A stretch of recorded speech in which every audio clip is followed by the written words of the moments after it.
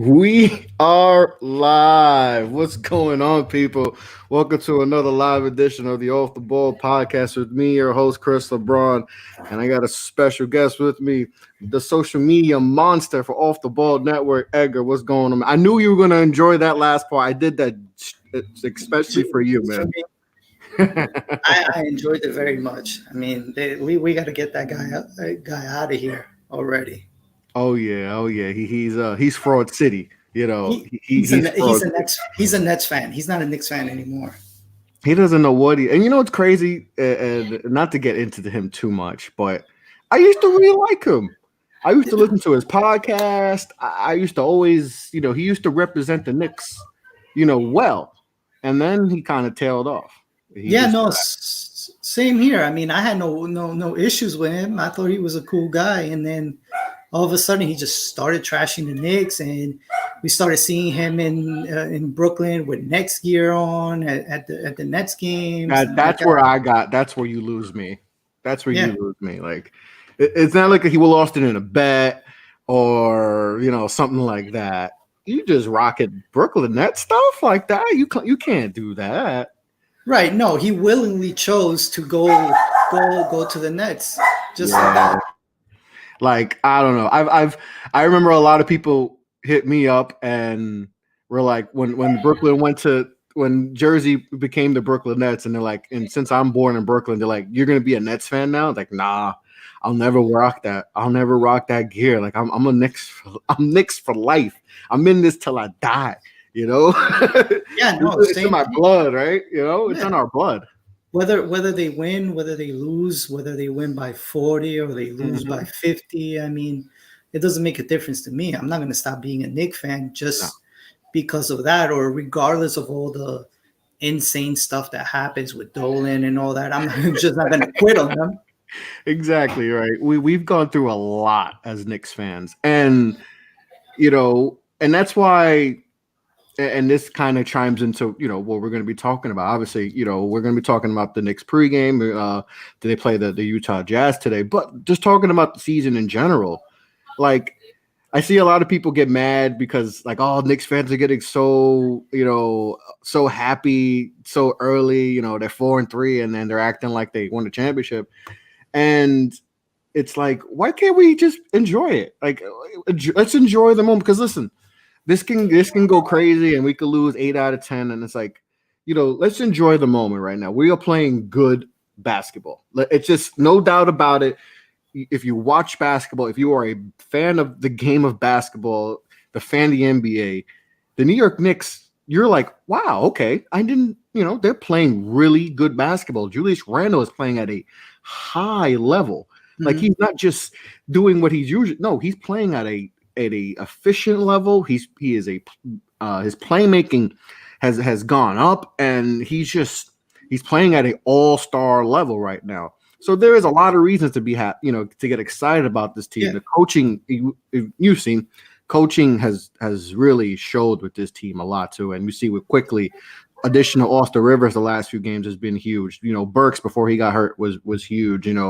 Mitchell Robinson, RJ, is coming the last 2 games. So I don't know. I'm just excited that this team is just looking good and playing good basketball. So how do you feel about the first 7 games? They're 4-3. How do you feel about the success early on this season? Um, I feel like it's a good start to the season. I mean, the first two games or so, I'd say we were kind of feeling out the team and feeling out the rotations and whatnot. And if you really think about it, we've been in all the games we've played in. Like, we've been right there, except it really, some of the games got away from us in the second half, but still, it seems like the Knicks have figured out how to manage that, and how to fight through all of that. And I think that coaching is a big part. Talk about this. Remember last time we were getting blown out by I think it was 40 points or so against Milwaukee last season. And then Fizdale was up laughing on the sidelines like if something was funny. There was nothing funny about that. But now you look over here, now you look at Thibodeau, and he's just constantly yelling at everybody. He gets in players' ears. He gets in the refs' ears. He's no nonsense. If you don't perform, you don't play. I believe Alfred Payton said that earlier today in an interview. If you don't perform, you don't play, and that's the way it should be. He's holding people accountable, and coaching makes a big difference. Like you mentioned, look at Julius Randle. He's averaging about 22, 25 points a game right now. He's averaging 7 assists a game. I mean, and that's probably the most compelling stat is the assister game. But he's averaging 7 assists a game. Like right. I believe he's averaging, if I get the numbers correct, maybe around 11, 12 rebounds. 11 rebounds. I think it's 11 rebounds. Yeah, 11 and a half a game, which is like he's playing and he's doing a lot. And, he's just playing at a high level. He's still shooting in the 50% range too, which is like on top of being the playmaker for this team, essentially our point forward. Yeah. He's also being still an efficient shooter. He's shooting 40% from 3. It's just seeing, to me, I see coaching all over this. Yeah. When I see this team play, it's coaching. Yeah. And that's a big step up. I mean, last season he averaged 16 points a game. And he was playing pretty much the same role he's playing now, point forward, pretty much being the focal point of the offense. But you can tell right now he's much more under control. He's not making such rash decisions like he did last season. I mean, here and there, he does have his little crazy turnover, his crazy spin move like last season. But for the most part, he's playing under control. He's playing within the offense. And not only that, he's playing very hard on defense. I mean, he's accepting the challenge on defense. And if you need proof of that, go look at that Indiana game, the second Indiana game where he decided to guard Sabonis. And between him and Mitchell Robinson, they pretty much neutralized him. Yep.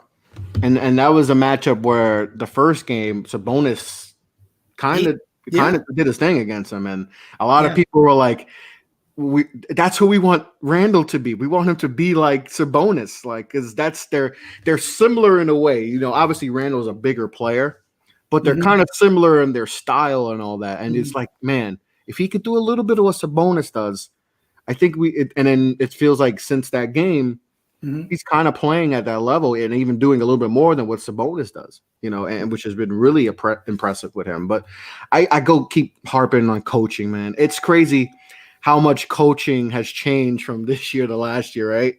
Like,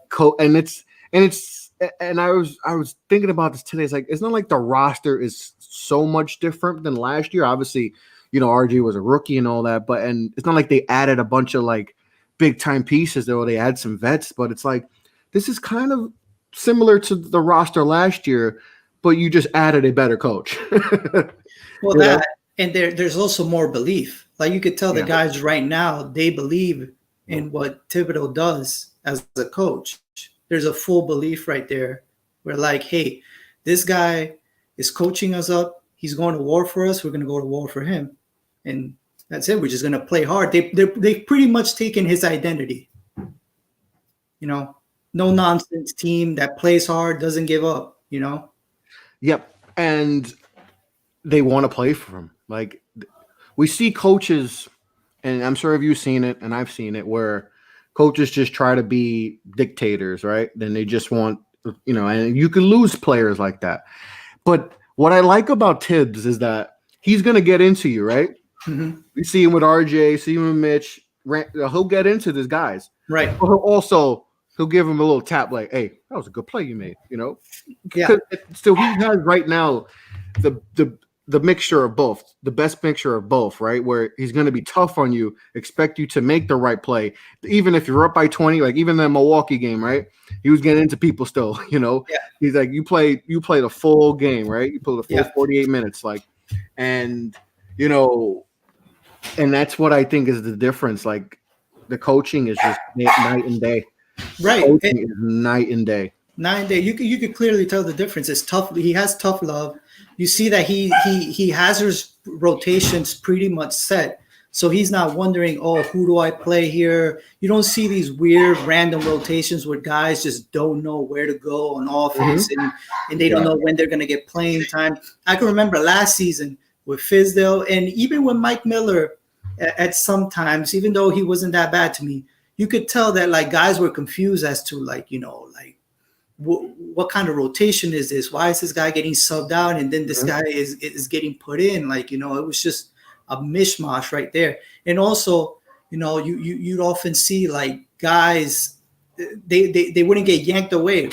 They wouldn't get yanked right away. Now, if you notice, if you're not playing well, you're coming off the floor and you're getting replaced.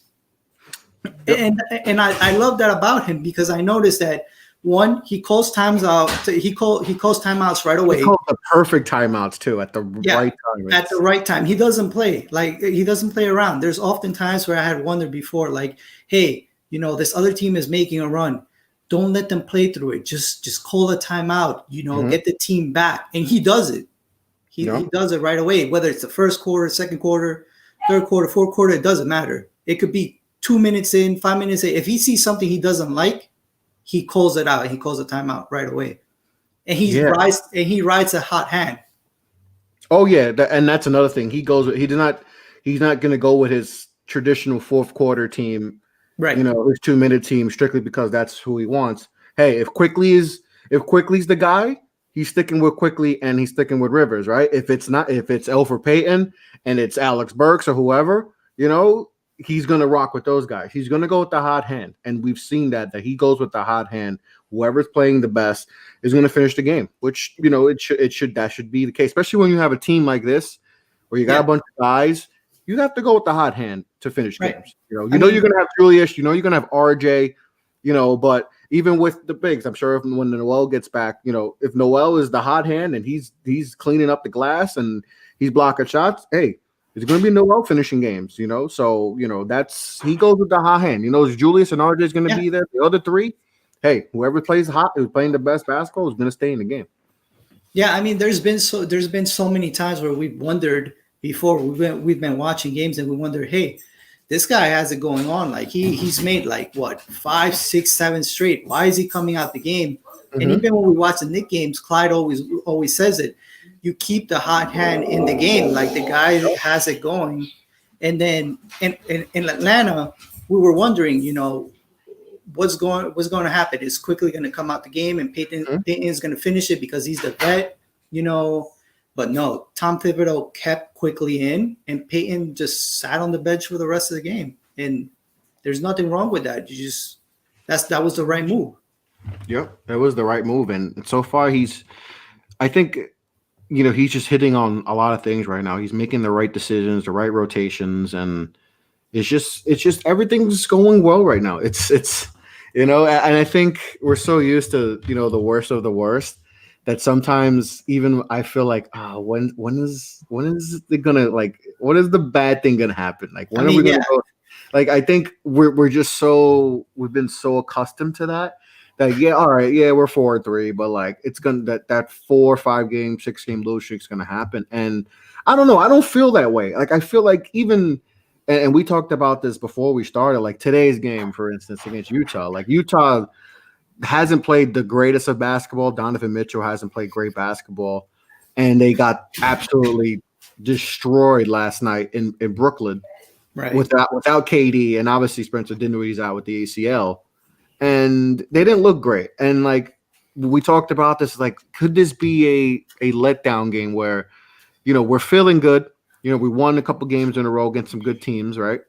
And could we just have a letdown game, where we may not take, I'm not saying not take it serious, but may overlook because this team's struggling and they just got destroyed by Brooklyn. And then you see Utah come out guns blazing and, they beat us by, double digits, I think they will compete in this game. So how do you feel about the Knicks going into this matchup tonight against Utah? Well, that we know for sure. I mean, they're going to come out guns blazing, as you said, for sure. I mean, I have no doubt in my mind that Donovan Mitchell is going to look to put on a show, whether there's a crowd or not. I mean, and they're just going to – hit us with their best shot right from Mhm. the get-go. I mean, like you said, they got blown out last night. It was an embarrassing game for them. I know the Nets still had Kyrie, but still, I mean, to get blown out like that, you know, Yeah, that that was game just. was just I mean, it was just out sometimes, of hand quick. Like, yes. I mean, sometimes you don't have it. You don't have it at some nights. Sometimes you do, but still, I mean, any team would be pissed off after that. After that happens, so yes. I wouldn't be surprised if they come and try to take it out on the Knicks right away. Take it Yeah. out on the Knicks right away. And like you said, like they can come out and just want to take everything out on us, and we can come out flat. And but I think Tibbs, maybe last year I think something like this could have happened where all right, we have one of those a good win and we have a matchup like this and we might come out and might get blown out. But I think Tibbs, it has these guys knowing that, right? Like, hey, this team just got blown out. So they're going to be coming at us. They're not going to be want to get embarrassed back-to-back nights in New York City, right? It's not they don't want to go to the East Coast and just have a bunch of blowouts. So they're going to come out and they're going to play tough. So let's be prepared. Let's make sure we're playing the type of basketball that we have been playing. Let's continue to make some good shots, right? Let's not have a game where we have in Toronto where we can't shoot. Look, I mean that game. It is what it is with that game. That was just some historically bad shooting. I mean, that's the type of game that you just scratch off. Like, goodbye. That's it. Don't even think about that. That's was just a rough game. Yep. There's nothing you can do about that. I mean, they were in the game before they missed. They were in the game with mid third quarter. They were down maybe like 4 or so. So they were in the game. It was a game for a lot of the game. A lot of the game, Yeah. it was a basketball game. It was close. Yeah, so even then, they still had a shot until all those breaks, but still. Yeah. Well, what are the keys to this game? What do you think the Knicks have to do to make sure they leave with a W? Defense, obviously. That's always one of the number one keys, defense. But one big thing, and even I was thinking about the Toronto game, like I know that was an anomaly to shoot that terribly, but still, like if we come out tonight and say we're not hitting our 3-pointers, I think you just got to adjust. And even though Gobert is in the paint and so, you still got to try to force the issue and try to drive to the basket. I mean, if we're not hitting from 3, just don't get disencouraged. Just try your best to try to drive to the bucket and get something there. I mean, regardless of Gobert being there or not. I know Burks is hurt. Yeah, so that's tough, especially his perimeter shooting and all that. That's gonna be tough. That's tough. So I'm gonna say one of the keys is Reggie Bullock. He hasn't been shooting too well, but his defense hasn't been bad. He's been playing some decent defense against guys like Oladipo. And even on Trae Young, he was on him here and there. And when he was on him, he was giving him some fits. So I'm pretty sure he might get some time on Donovan Mitchell tonight. So he has to be solid. He has to try to be solid on him. Oh yeah, that's going to be a matchup that we're going to be looking for a lot.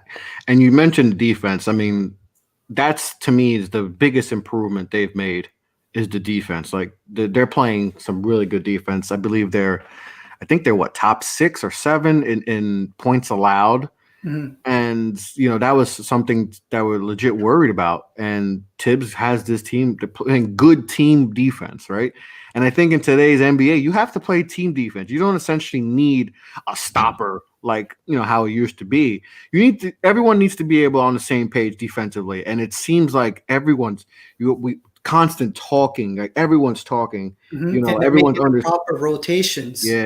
Everyone's understanding where to be at in zones. Hey, if this, in pick and roll situations, it just seems like everyone's just talking and they're understanding where they need to be. And I think especially from last year, that wasn't there last year. And sorry to cut you off, but they're also recognizing their opponents as well. I mean, look at just go back to last game. Look at what IQ was doing against Trae. mid third that quarter, steal, fourth man. quarter, all those plays. That Trae Young is known for. The backing up when he's going off the dribble and the drawing the fouls and stuff like that. IQ paid attention to all of that, and he wasn't falling for those. He was not falling for those. If you pay attention and you watch the replays, that's something that's very, very impressive. Yep. And that steal that he made late in the game on Trae, Yeah. to me, that was a veteran move. Very. Taking it from behind from it, and then even on the 3-pointer where he kind of got Trae, kind of in Trae Young's old move, and got it with the pump and got the the 3-point play. Well, that was a huge play. That was a huge play in the game. I mean, the shot clock was winding down, and then he just felt the contact, and he threw it up, and he got the foul. I am surprised, though, because I know these are fouls, and he's getting the calls. But normally, I really wouldn't see a rookie get these many calls on those type of fouls. Based on like, hey, he's still a rookie. He doesn't have respect from the refs yet. But they're giving him the calls. Oh yeah, especially with those floaters and when he's working, and it's just his patience. When he has the ball, he's very crafty. He feels like a vet. He does feel like a vet. He doesn't like if I weren't to tell you like his history and all that, and you just watching the game, you'd be like, well, that dude. And I were to tell you, yo, how long you think this dude's played in the league? You're probably like, oh, he's been around for a little bit. He understands how to play the game on both sides of the ball. You'd be like, oh no, he's a rook. He's only 20 years old, 19, 20 years old, and you'd be like, whoa, like he's just very mature, understands the game, and like the way he's just patient with the ball in his hand, and just like. He's going to be one of those guys that are going to be getting a lot of these calls and get to the free throw line, which I've said that he should be doing a lot more because he's automatic from the free throw line. Like he was a 92% free throw shooter in college. Yeah. Like he missed 12 free throws in college. It is his sophomore year in college. Like he hasn't missed a free throw yet. He hasn't missed a free throw yet. So to me, get him downhill a lot more. Let him create those fouls and get to the line as much as possible, right? Get to the line 8, 9, 10 times. Get easy shots. So you can get an extra 8, 9 points a game just off your free throws, Right. And I like the combo of him and Austin Rivers to win games. I mean, you can make the call if Peyton, like we've talked about, if Peyton has it going on or something like that, then sure, you bring in Peyton or something like that. Or when Burks comes back, you can have Burks. But right now, I mean, to close out games, I like IQ and Rivers. They both complement each other very well. They both can create. Yeah. They can both create with the ball and create for others. So that's a big plus right there because it keeps the defenses guessing. Oh, yeah. Especially with Austin Rivers and the stuff he's been able to do with the ball and his scoring ability. Like he's definitely been definitely a good addition to this basketball team. And like I said, his ability to hit shots, clutch shots. And he's been doing this for a while. Like he's hit some big shots. He did it at Duke. I'm being a Duke fan. I remember that shot he hit against North Carolina, at Chapel Hill. So he's been doing this for a while. He's always had game. It was just a matter of him just getting more of an opportunity. And, so he's getting a shot here and he's closing games. It's not how you start, it's how you finish, and he's closing out games and he's playing some quality minutes too, did solid job, on both sides of the ball, especially in that Indiana game and then against Atlanta too. So, I like that end. I like Quickly and Rivers finishing games out with RJ, Julius, Mitch. I think that's a good closeout for us, and it's going to be interesting to see how they do that today. And like I said, I think it's going to be tough, because Rudy Gobert is a defensive player of the year type player. I think he has a couple defensive player of the years. He's going to block shots. But they also can't be afraid. I know we talked about that before. Like they're going to have to probably hit a little bit more perimeter shots. They might shoot a little bit more threes because Rudy. But hey. I wouldn't forget about just attacking the basket too, because if you get him out of the game, I mean, then, you could have a field day, you get him out of the game and, you could do some stuff, right. I think that RJ is going to have to attack. Julius is going to still have to attack, and then I think that's still something you should do is not be too afraid of him. He's going to do his thing, but just not be too afraid of to not drive and get after him. I mean, once IQ comes into the game at whatever point he does come into the game, and same thing with Austin. I'd like to see them run a lot of pick and rolls if they're on the floor at the same time Gobert's on, and bring him out and run a lot of pick and pass with Julius, or pick and rolls with Mitch and whatnot. Make him work. Exactly. Make him work. Bring him out the paint and stuff. Oh yeah, and that's something like you said with the pick and roll situations. Get him out, have him guarding. Get him in one-on-ones on pick and rolls where he's out and he's out in the open. And now that paint is wide open, and now you can do some work in there. So maybe that's something they try to do.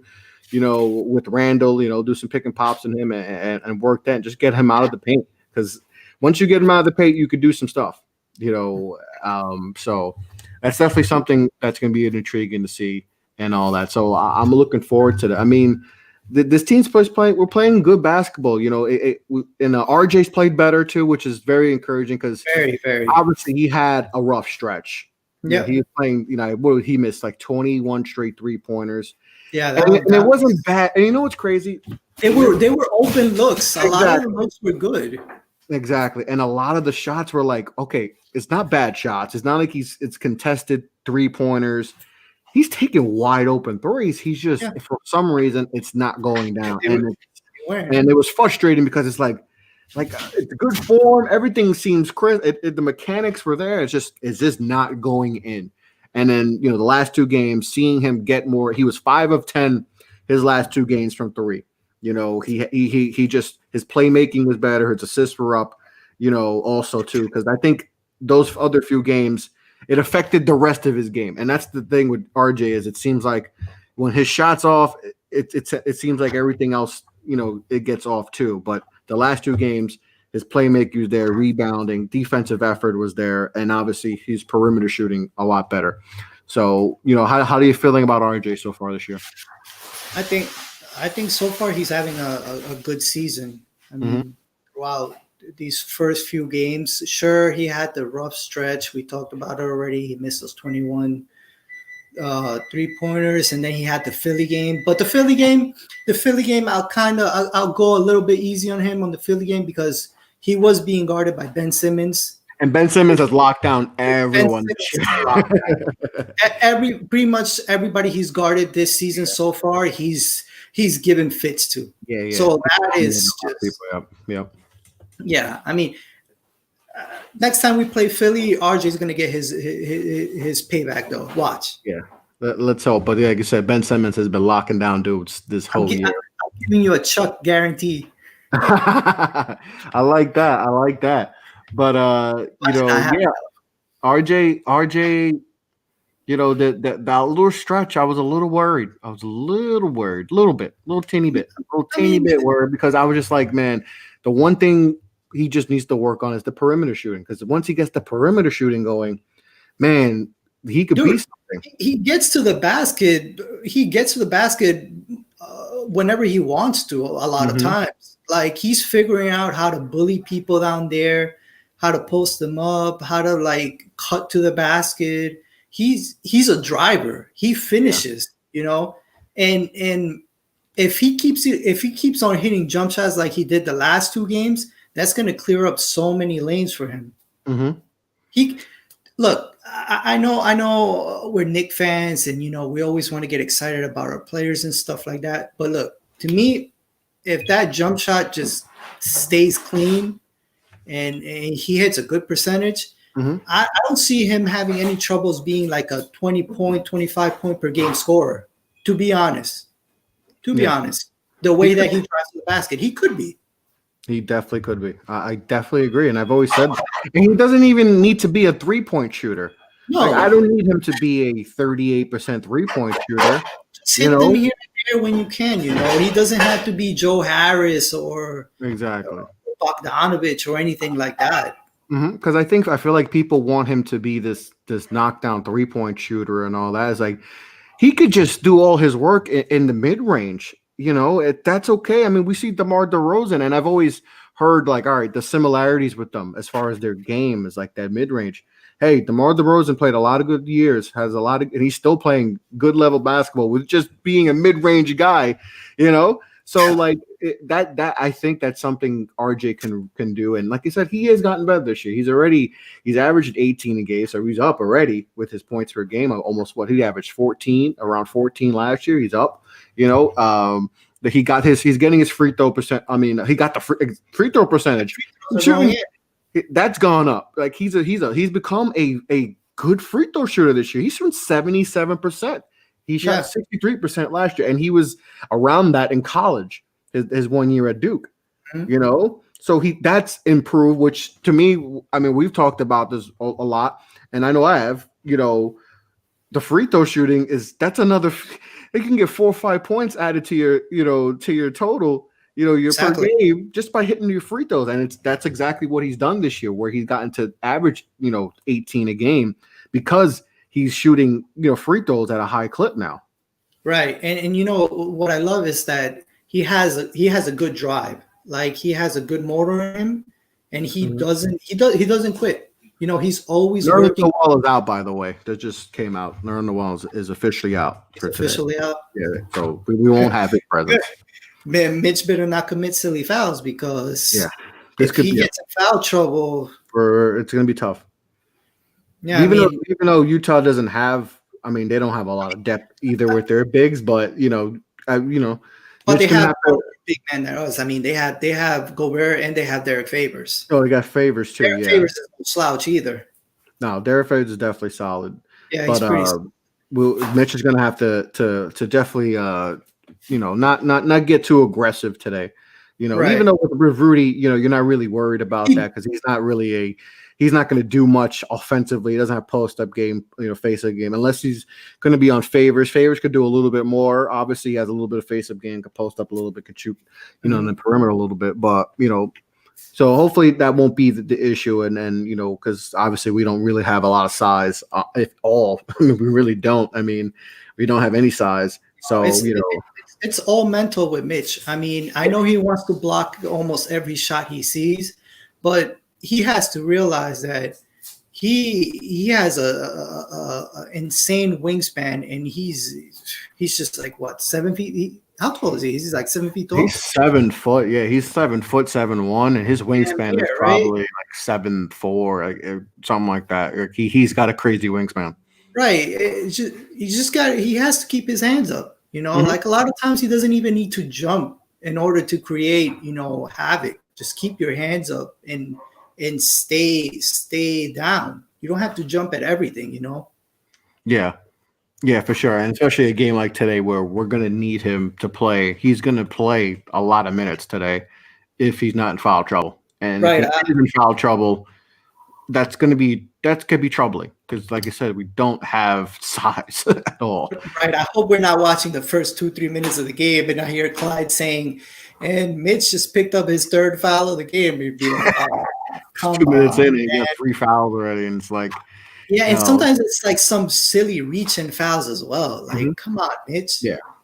And it seems like lately he's been better with the fouls. It seemed like early on he was getting those ticking. I mean, I think the first game he had it was reverting back to the stupid reach-ins and like unnecessary stuff. But I hope they got him like, hey, we don't have Nerlens, so it's not like all right. You could be aggressive because we know we got Nerlens.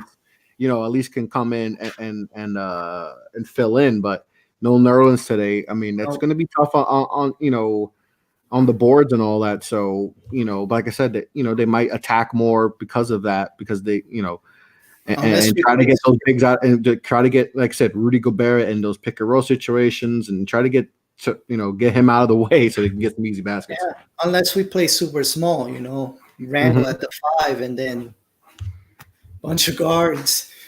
Yeah, I could definitely see where it's heavy guards today. A lot of guard play. We're going to see a lot, like I said, a lot of quickly. We're going to see a lot of Rivers. Austin's going to play a lot. So it's an intriguing game because what Utah team are we going to see? if we see the Utah team we saw last night, then the Knicks are feeling good, and the Knicks can pull this off. But if you got a Utah team that is going to come in and play up to their potential, then we're going to have a fight. We're definitely going to have a fight. So it's definitely going to be interesting to see who surprised you so far, other than the usuals on this team. Who else has surprised you on this Knicks roster? I'd say Alec Burks. A little bit, not too much. And I say a little bit just because last season he was very solid with the Golden State Warriors. I think he averaged career highs. If I'm not mistaken, I think he averaged like around 16 points a game. I think he started off in Golden State and then he went to Philly, right? He ended up He started off in Golden State, and then by the time the bubble started, he ended up in Philly. Yeah. So he got. I don't know if he was traded or he got cut from Golden State, but he wound up going to Philly.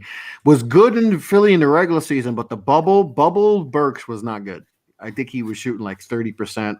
He wasn't good in the bubble. But when he's healthy, and that's been another thing with him, is his health. He hasn't been healthy for a lot of the games. He's missed a lot of time. But when he plays, he's had a season when and if people don't remember, he used to play for Utah. Mm-hmm. He did play for Utah. He was drafted by Utah. And his third year in the league, he averaged 14 a game. And people saw like, oh my God, like, okay, this could be he could be a solid. He was shooting 35% from three. Shooting, 45% from the field, and then just injuries. The injury bug just kept creeping up on him, and just missed a lot of time and all that. But he's been important so far this season. That's why they had mentioned today. A lot of guys, Begley and all those guys, said that he's going to be out for a little bit. Yeah, 7 to 10 days they'll reevaluate him and see where he's at. From where I saw it, from the replay and watching the game, it didn't seem like the injury was too severe.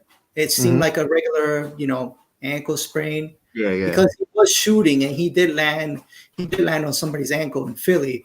I forgot exactly who, but like I said, it didn't look like much. And now we're coming to find out that he has to miss even more games than that, and he has a walking boot on his foot. Yeah. So, it's definitely unfortunate because he was playing really good for us, and it felt like a steal we got. And it felt like with Marcus Morris last year, where you get a guy like that who hasn't really gotten shown that he can do more, right? And we never saw that from Marcus Morris. We saw it in little spurts, when he was in Boston and all that. But when we had Marcus last year, he unleashed, right? He averaged 20 points a game pretty much and got us a first round pick. So shout out to Marcus Morris for getting us some first round pick, and I kind of felt like that could be Burks can be that for us this year. Maybe get, maybe be that type of player, but he's definitely played good, but it's unfortunate he's going to be out for a little bit.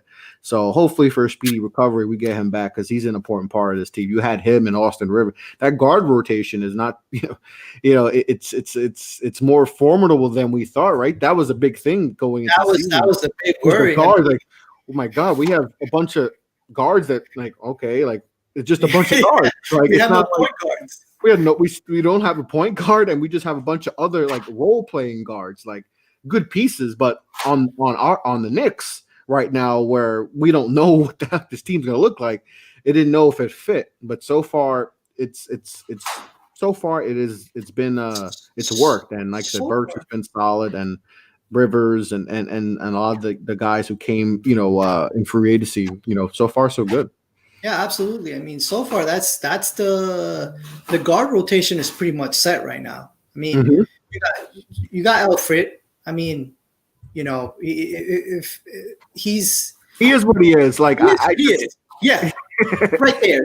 From the first two games he was terrible, but then he got it going, and it's just it is what it is. I mean, if he keeps playing what the game he had where he went off for almost a triple double, that was he's done that every year in his career where he has one of those games, and he is what he is. I don't think people should be expecting him to be something he's not. He's a good rotational point guard, and that's it. Right. It's just The I don't think expectations are just crazy sometimes. right. I don't think he's going to ride the bench or be out of the guard rotation. He's still going to be in the guard rotation, whether he starts or he backs up. I think he's still going to be there. IQ is obviously there. Austin Rivers obviously there. And when Burks comes back, if he comes back and plays the way he was playing earlier, he's obviously going to be in the guard rotation. Yep. That said, DSJ, he has no place here. I mean, I'm sorry to say, I don't want to sound like a hater or anything, but he's just. No, it's not even being a hater. Like, it's just being real. Like I said, we've talked about DSJ. We root for him because of what happened last year and all that, and the personal stuff and just being injured. But if and when he comes back, he's not going to play. It's just no room for him to play. He's just not. There's absolutely no room. Whose minutes is he going to take? Burks? No one's. There's absolutely no one's. No, he hasn't played better than any of those guys. So there's no chance for him to take those minutes. And it's sad to say, but he might find himself out of the league. I mean, just if this keeps on going, like hopefully it doesn't. It's unfortunate, but he's on those. He's at the point where he might be fighting for his job NBA career. Yeah, I don't see him finishing the year off as a New York Knick. I don't. No, it just seems like when you see him play, it just seems like he doesn't have it. It's like his basketball skills were like taken from him or something. Like he looks confused out there. He did try on defense a couple of the games, and in the preseason he had some defensive moments. Yeah, right. I'll give him that much, but on offense, he just doesn't have it. Like and there's no market value. He has no market value at all.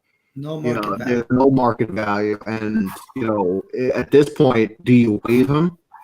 I mean, you're still gonna have to pay him, for the next 2 years, I believe. I think he's owed another what?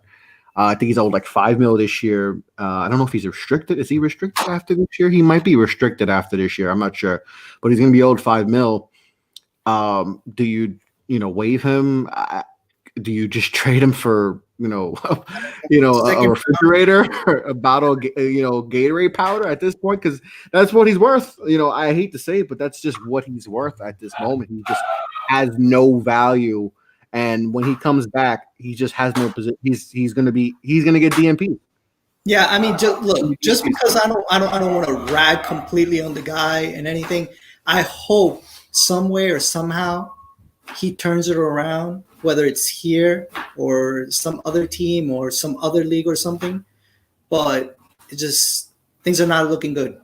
He might have to take that overseas route. He might have to take that overseas route and just get humbled. We've seen it with guys. Look at Josh Jackson. Josh Jackson was a high pick.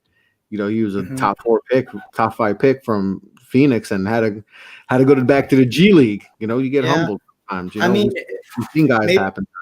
Maybe it's not even about humbling. It's just something going on. He's just mental or something like that. Just something messing with him. Yeah, it's crazy. It's crazy because we don't even see that athletic, the athleticism that we saw even when he first came to the Knicks. That burst. Even though a lot of his game needed work as far as shooting and all that, but like, all right, at least he's an athletic monster, and we have that, and you could work on everything else. Like he doesn't have that.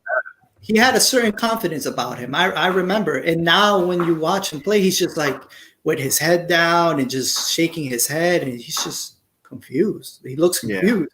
It's definitely it doesn't look good, especially when he comes back. There's just like you mentioned, whose minutes is he taking? Like it's not like. He's not taking Burke's minutes. He's not taking Austin's minutes. He's not taking Quickly's minutes, Peyton's minutes. So whose minutes is he taking? You're not going to play 5 guards like that, And now that brings me to Frank. Frank, I was going to get into him next, but go. Let's talk about Frank a little bit. I mean, when Frank comes back, whose minutes is Frank going to take? Another one. Whose minutes is he taking? I mean, he played those 2 games before the little nagging injury, and he seemed a bit solid. But again, who's going to get replaced in the lineup for him since everybody else seems to be playing well? I don't see it. He might be another one that's going to get DMPs. You know, I don't see it. I don't see whose minutes he's taking. I mean, the only thing I could possibly see is him getting some minutes, some of Bullock's minutes, but even then, I don't see that if he doesn't hit his shots. I mean, even though Bullock hasn't shot great from three this year, you still need that, his ability to get hot, right? We saw that in the Milwaukee game. He got hot.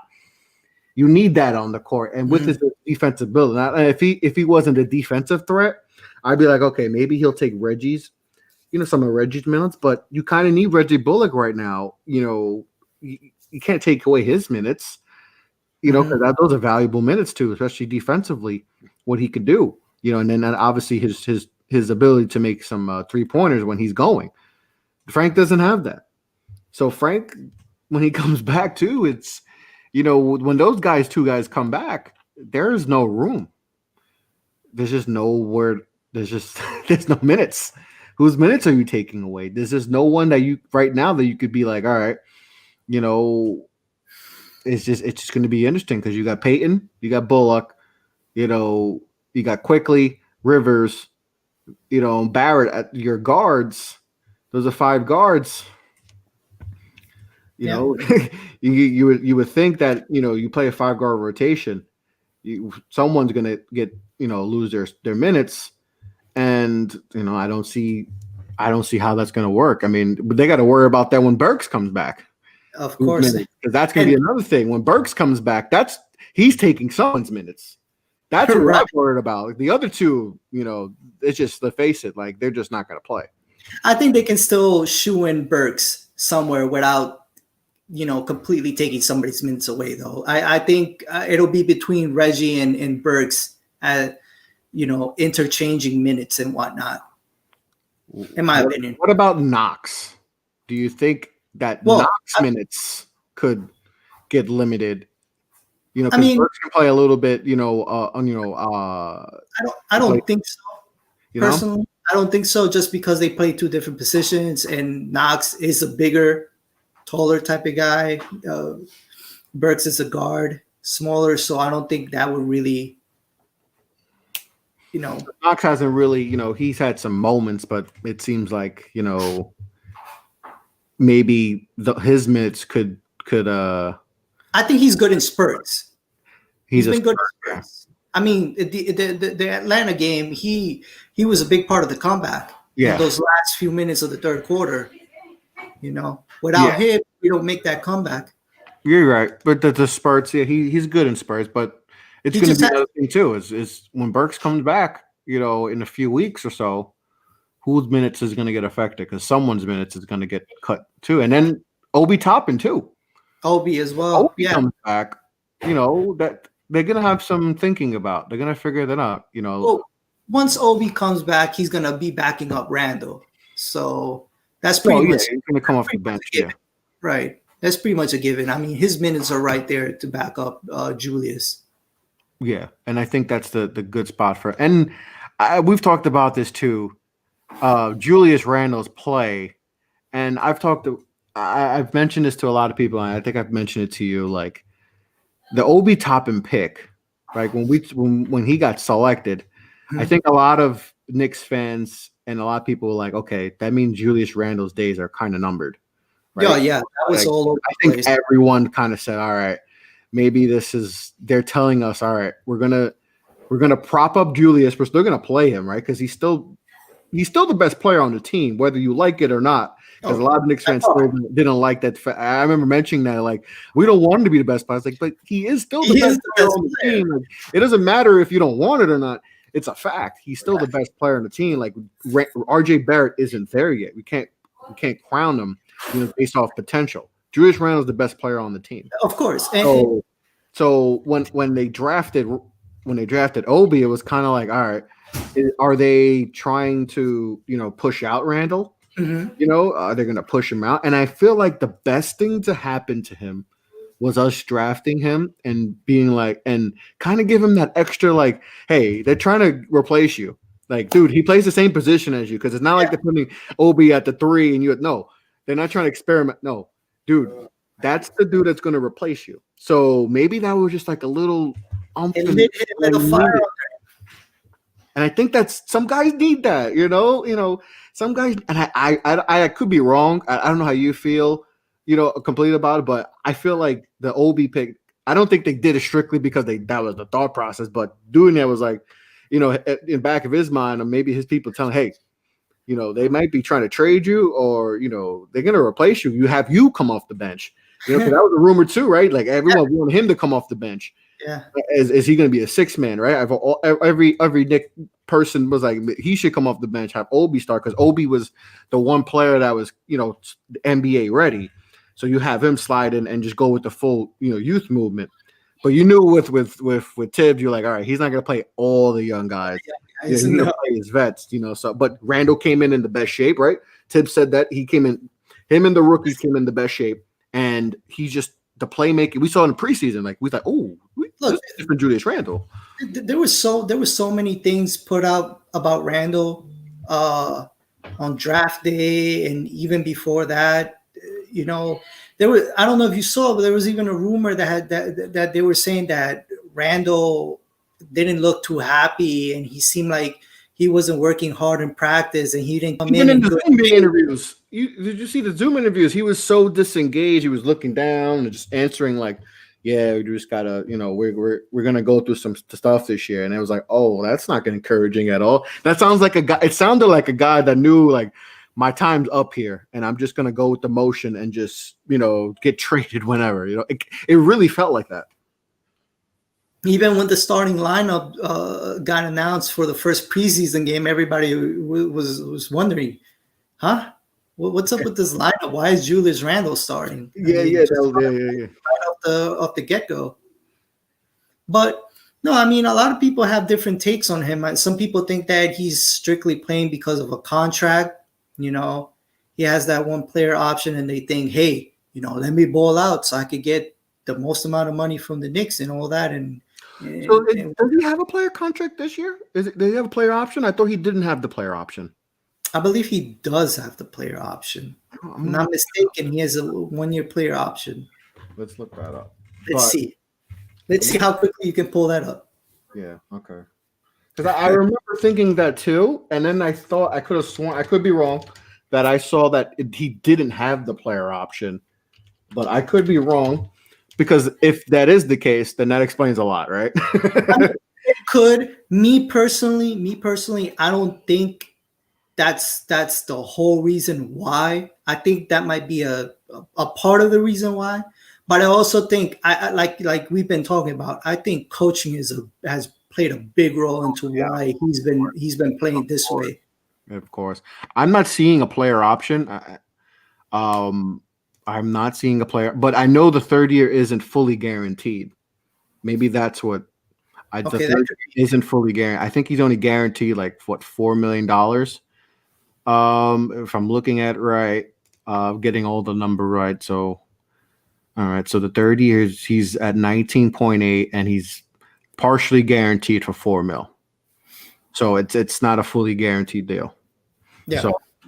So that answers that. It's not a player option, but it's not guaranteed fully. So he's got something to play for, So, but I think a lot of it, like you said, coaching to me is huge. Like you could just tell the way he plays. Like he looks like he's been coached better. Like it's crazy how, and we see this a lot where teams, especially young teams, that go through their stretches, and you're like, all right, when are they gonna pop? When are they gonna pop? And they get a change of coaching, and boom, it happens. And I feel like this is the case where we're seeing that.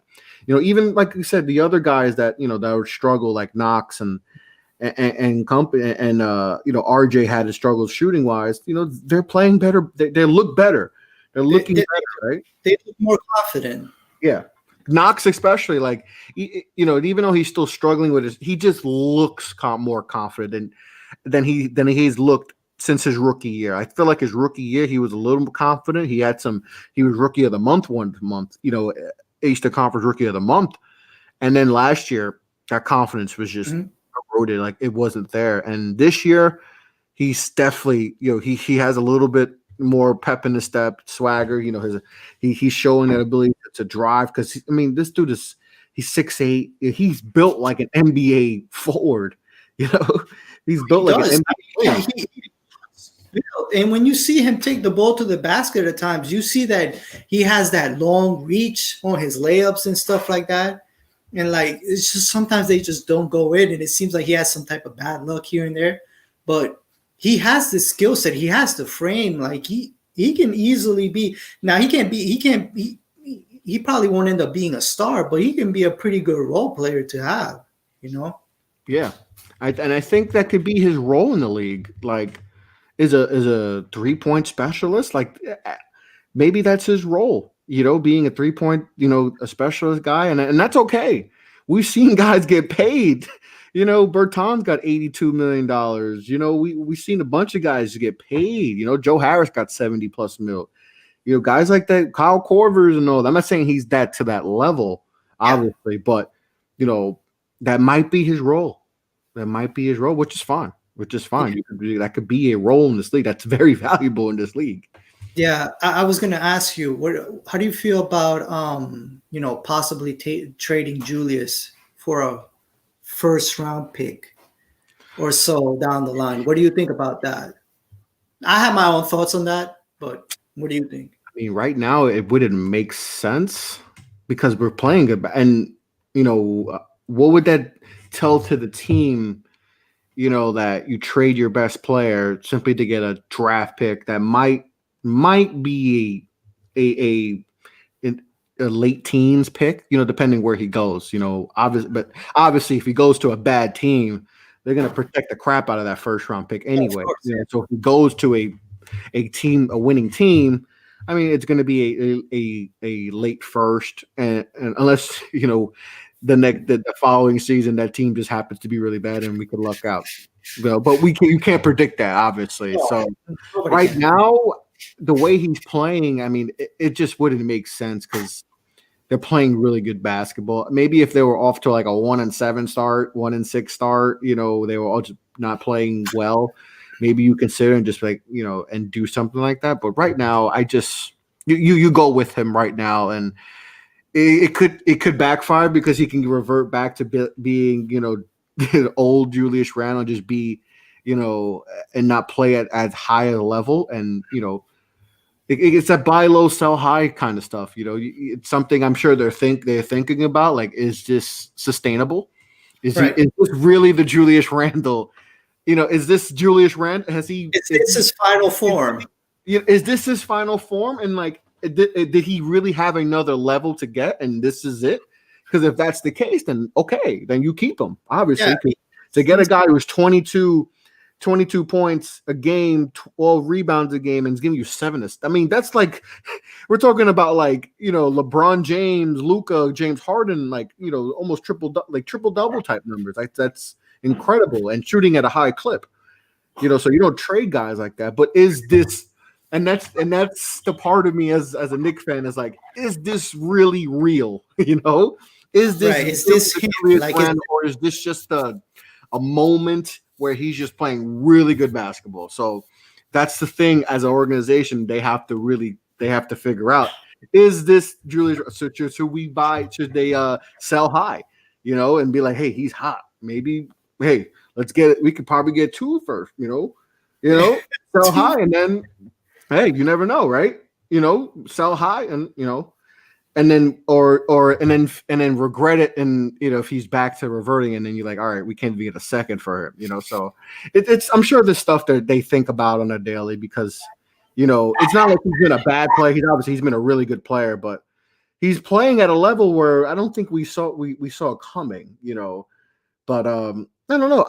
I guess right now, if you had a gun to my head and you're saying, you're going to trade him right now, yes or no, I say no, but you definitely have to think about it you definitely got to give it some thought. But that's what everyone. I don't really think there's a lot of guys on this team that are like untradeable. Oh, no. Especially if the deal is good, because we're still.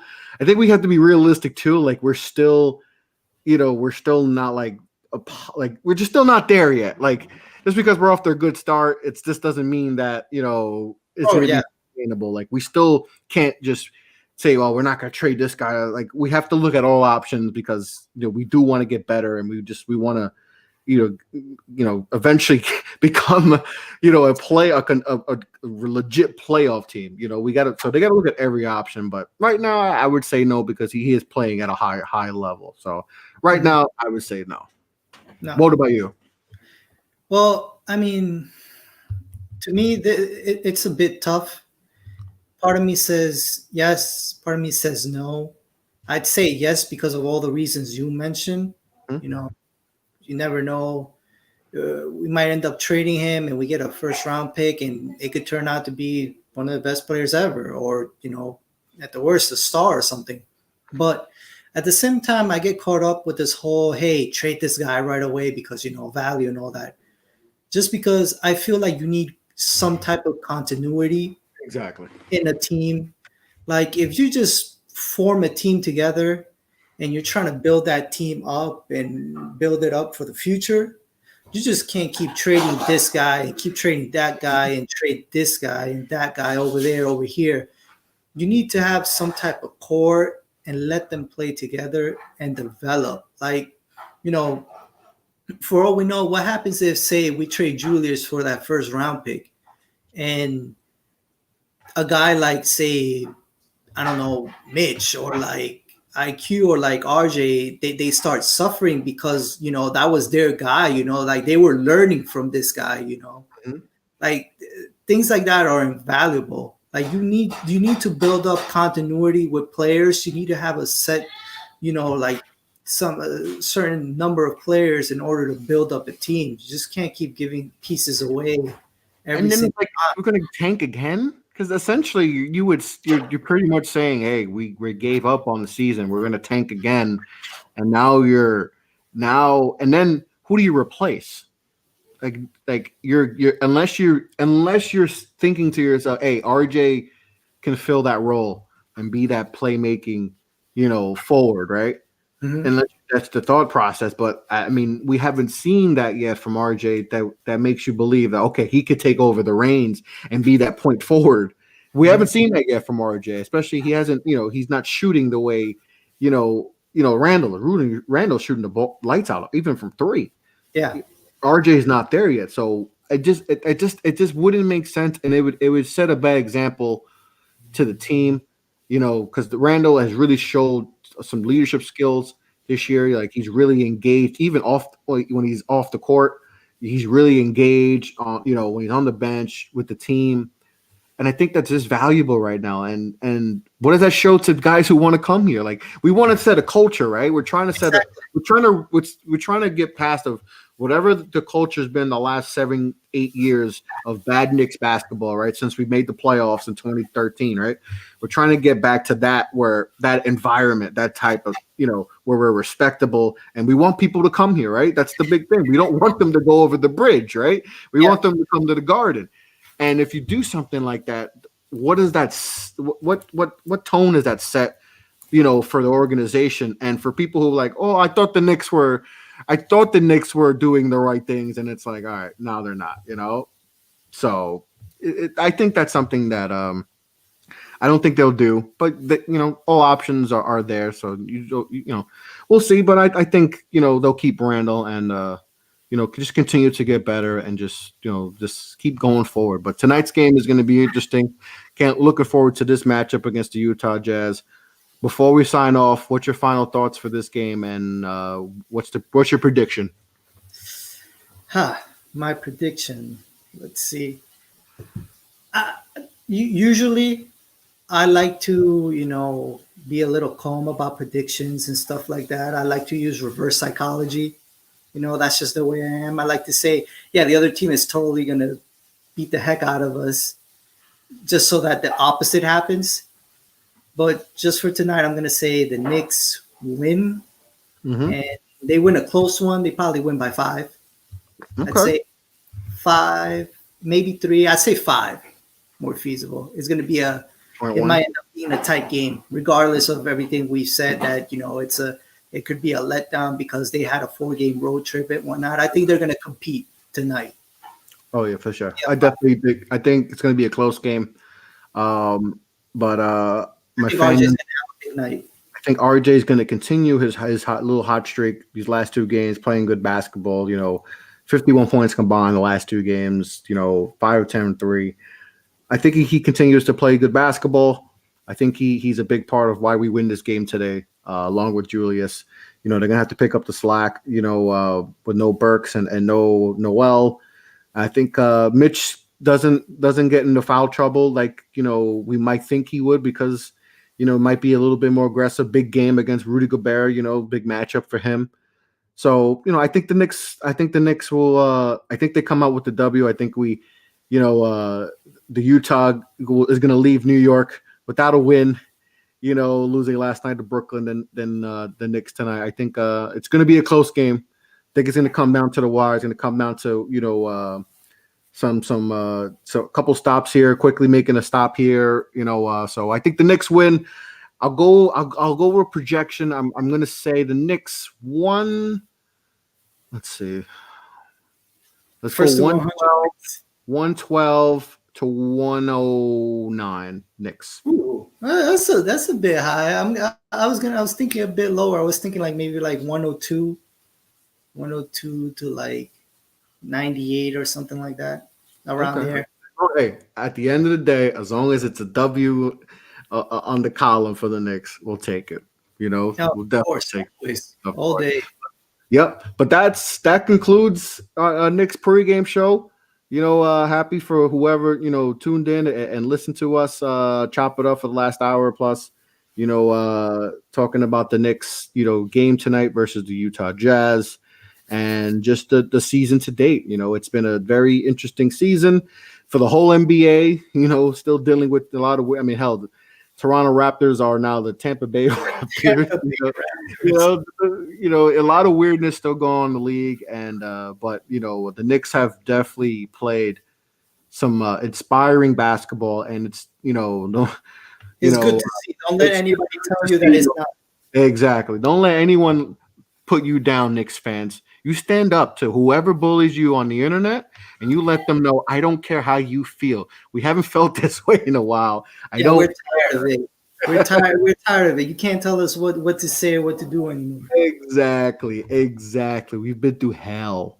Let us, even if it's just 3 games, let us live, man. We deserve this. We deserve this. So, the Knicks are playing good basketball. Let's hope they continue tonight against the Utah Jazz. But that concludes, our Knicks pregame show.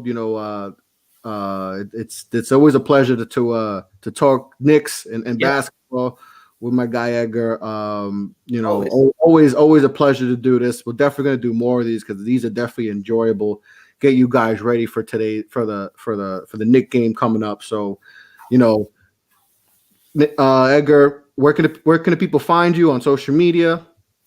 They can find me at New Tape City on Twitter and TT_process on Instagram. But I'm mostly on Twitter all the time. That's where I post most of my things, all my takes, all of my Knicks stuff, Giant stuff.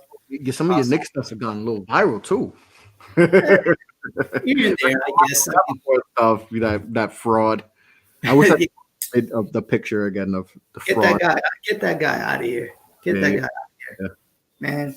And you can also find me at OTB_network for Off the Ball. I post the news or whatever is happening, any type of highlights and stuff like that.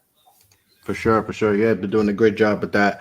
We're handling the social media and all that, and definitely appreciate all your work on that. And like I said, definitely looking forward to doing more of these. You can find me at OTB _. I was just doing that was off the board handle. You just did that plug. Off the ball pod on Instagram, Facebook, Twitter. You could find me on my podcast on all podcast platforms if you want to listen to it. You can catch me on Mondays on Dash Radio at 12 p.m. Eastern. And, go to offtheballnetwork.com and check out all the dope articles that have been written. We got everything you need. You need college football, you need NFL, baseball, hockey. We got, Jerg just had a tremendous show. Yeah, he did. He actually killed it in the debut episode of our hockey content. So looking forward to doing more stuff like that. The Hoopers were on today. They had a great show. They start off the morning today.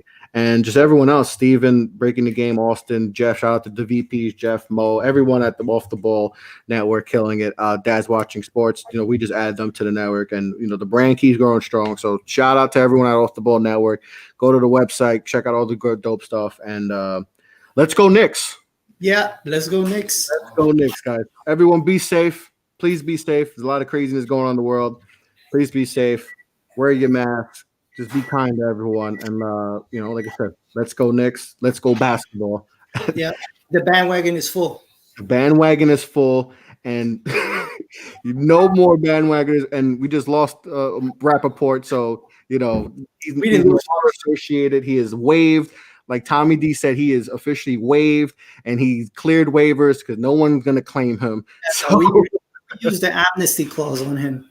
Amnestied him. He is no longer. He can go to Brooklyn if he wants. If they'll take him, we don't know. We don't know if they got. They get a lot of bandwagons as is. Might not need another one. But on that note, guys, everyone, like I said, be safe, and thank you for listening. Thank you for watching. Take care.